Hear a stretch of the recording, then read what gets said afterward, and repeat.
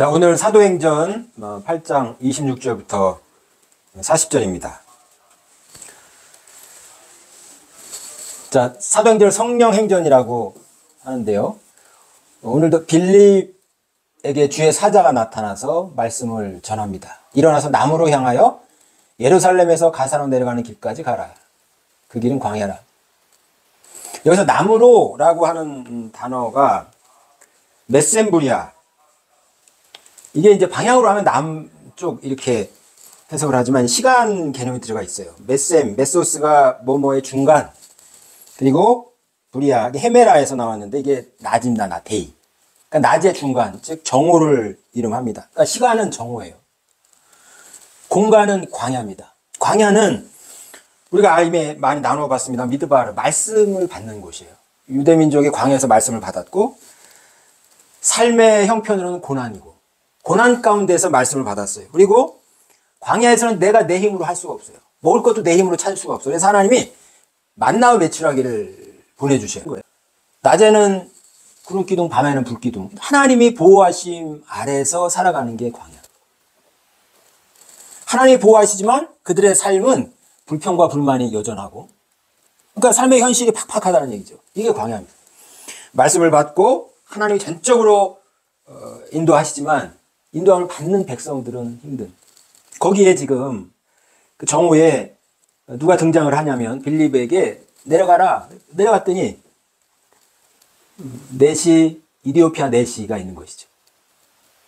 이디오피아 네시는 국고를 맡았다고 그러죠. 그러니까 돈 관리를 하는 거예요. 재정 관리를. 한 나라에 재정 관리를 하면 뭐라고 할까요? 계급으로는 높은 거죠. 장관급쯤 되는 겁니다. 그런데 아이러니하게도 그는 내시이고 이방인입니다. 그러니까 성경적으로 말하면 내시는 여호와의 총회에 들어오지 못한다라고 성경에서 말씀하고 있어요. 그러니까 하나님의 백성이 아니라는 거예요. 그러니까 소외된 것이고 이방인으로서도 소외됐고 내시라는 신분으로 소외돼 있어요. 근데 계급은 높아.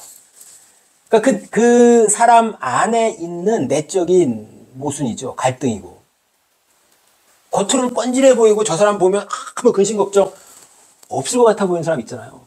근데 또 알고 보면 그도 뭔가 문제가 있어. 그 삶의 현장이에요.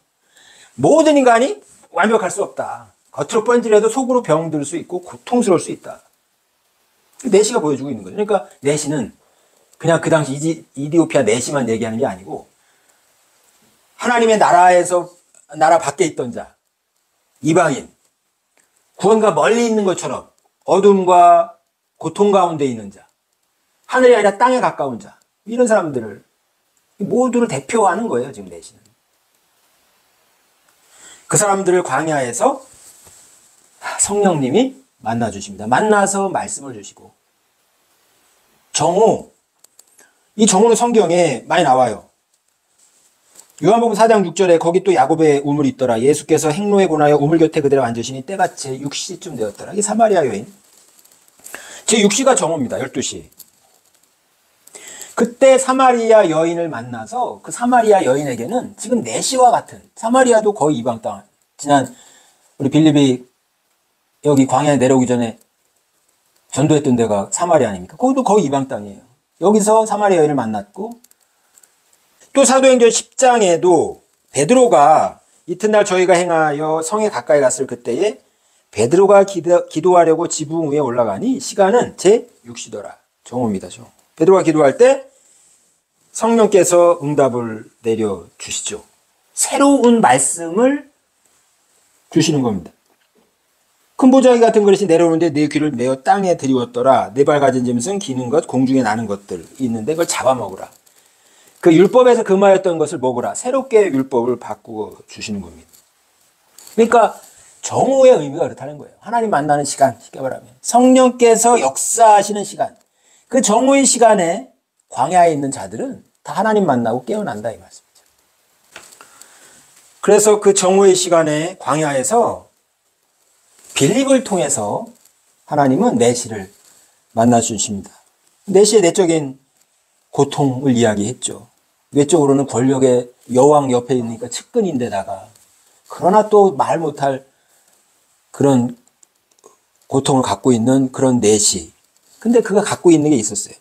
그는 하나님의 언약을 믿었습니다. 간절하게. 그 언약이 아직은 이루어지지 않았지만 언젠가는 하나님께서 내게도 그런 삶을 허락하실 것이다 라는 그 언약을 믿었던 거죠. 지금 아직 내 안에 고통이 있고 갈등이 있고 소외당하고 있고 예루살렘 예배에 간절한 마음으로 갔지만 예배에 함께 참여하지 못하는 그런 입장이지만 그렇다고 에이 하고 언약을 팽개치지 않았어요. 그런 가운데서 언약을 붙들었다라는 거죠. 그래서 내시의 마음은 간절했던 겁니다. 그 간절함을 하나님 외면하지 않으시고 두드리고 찾고 부르짖는 자들의 마음을 하나님은 외면하지 않으시는 거죠. 그 성령의 빌립을 통해서 내시에게 가게 했고 내시가 읽고 있는 귀절 그것이 이제 바라만 보는 소망이 아니라 이미 이루어진 사실이라는 것을 알려주게 됩니다. 그의 소망 가운데 있던 언약이 성취되었음을 선포를 합니다. 그 말씀을 듣고 그냥 세례를 그 자리에서 받고 기쁜 마음으로 돌아가는 거죠. 어쩌면 내시의 마음은 올라오면서 그 이디오피아에서 예루살렘 오면서도 이번에도 또 가까이에서 예배 드리지 못하고 구경꾼처럼 예배를 드릴지도 몰라. 뭐 이런 허전한 마음이 있었을 것이고 또 예배를 드리고 가면서도 또 허전한 마음이 있었을 텐데 그 허전한 마음을 하나님은 그냥 내버려 두지 아니하시고 빌립을 통해서 하나님 말씀을 전해주세요. 자, 그게 광야에서 있는 일입니다.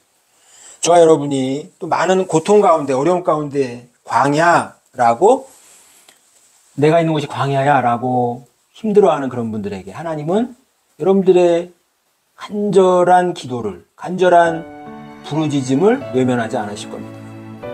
오늘 내시를 통해서 보여주시는 거예요. 예수님이 십자가의 죽으심으로 휘장이 찢어졌다고 그러죠.